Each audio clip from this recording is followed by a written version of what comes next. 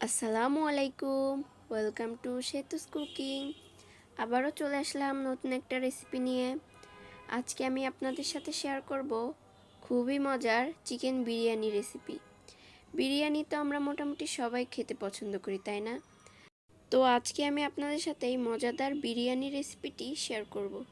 তো এজন্যই আমি একটা চিকেন সুন্দর করে কেটে ধুয়ে নিয়েছি, একদম বেশ বড় বড় সাইজ করে নিয়েছি। তারপরে একটা ফ্রাই প্যানে আমি খানিকটা তেল দিয়ে দিব। তেলের মধ্যে আমি পেঁয়াজ দিয়ে দিব। পেঁয়াজগুলো সুন্দর করে ভেজে নিব। একদম বাদামি কালার হয়ে গেলে আমি অর্ধেক পেঁয়াজ তুলে নিব, আর বাকি অর্ধেক পেঁয়াজ রেখে দিব। এবার এই পেঁয়াজের মধ্যে আমি সকল শুকনা মশলার উপকরণগুলো দিয়ে দিব। তো প্রথমেই আমি দিয়ে দিব গরম মশলাগুলো। তো 2টা দারুচিনি, 2টা এলাচ আর 2টা তেজপাতা দিয়ে দিব। এটা দিয়ে একটু নাড়াচাড়া করব। তারপর আমি এর মধ্যে দিয়ে দিব 2 টেবিল চামচ রসুন বাটা, 2 টেবিল চামচ আদা বাটা, আর দিয়ে দিব হাফ প্যাকেট বিরিয়ানির মশলা। তো বিরিয়ানি মশলা যেহেতু দিয়েছি, এজন্য আমি এর মধ্যে 1 চামচ জিরের গুঁড়া আর 1 চামচ মরিচের গুঁড়া দিয়ে দিব। এইটা অপশনাল, এটা আপনাদের ইচ্ছা মতো দিতে পারেন, তবে মরিচের গুঁড়াটা দিলেই মনে হয় একটু ভালো হবে। তারপরে আমি এখানে একটু পানি দিয়ে দিব। পানি দিয়ে নাড়াচাড়া করে এর মধ্যে আমি স্বাদ মতো লবণ দিয়ে দিব। এটা দিয়ে ভালোভাবে নাড়াচাড়া করে আমি ধুয়ে রাখা মাংসগুলো এর মধ্যে দিয়ে দিব। মাংসগুলো দিয়ে ভালোভাবে নাড়াচাড়া করব।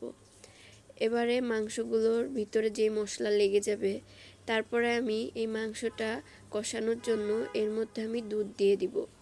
আমি এটা একদম দুধ দিয়েই কষাবো এই মাংসটা। এই দুধ দিয়ে কষাইলে মাংসটা স্বাদটা বেশ মজা হবে। আপনারা চাইলে দুধের পরিবর্তে টক দইটাও ইউজ করতে পারেন। আসলে দুধের বিরিয়ানির একটা স্বাদ, আবার টক দইয়ের বিরিয়ানির আর একটা স্বাদ।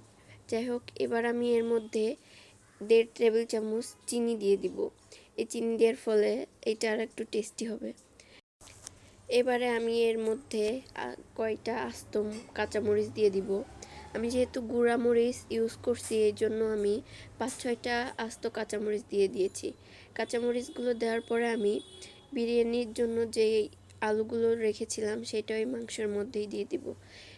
মাংসর মধ্যে আলুগুলো দিয়ে এটা বেশ ভালোভাবে নাড়াচাড়া করব। মাংসটা কষানো শেষ, ঝোল যখন একদম কমে যাবে তখন এর মধ্যে আমি ধুয়ে রাখা চালগুলো দিয়ে দিব। এখানে আমি 1 মগ মতো চাল নিয়েছি। তো আপনারা চাল যে পরিমাণ নেবেন তার ডাবল পানি নেবেন। আপনারা যেই মগে চাল নেবেন সেই সেম মগের ডাবল পানি নেবেন। তো আমি 1 মগ চালের জন্য 2 মগ পানি এখানে দিয়ে দিব। পানিগুলো দিয়ে আমি চুলার জালটা একটু কমিয়ে দিব। তারপর এটা আমি ঢেকে দিব। চুলার জাল এ পর্যায়ে একদমই কম রাখতে হবে। তো আমি এটা ঢেকে দিয়েছি।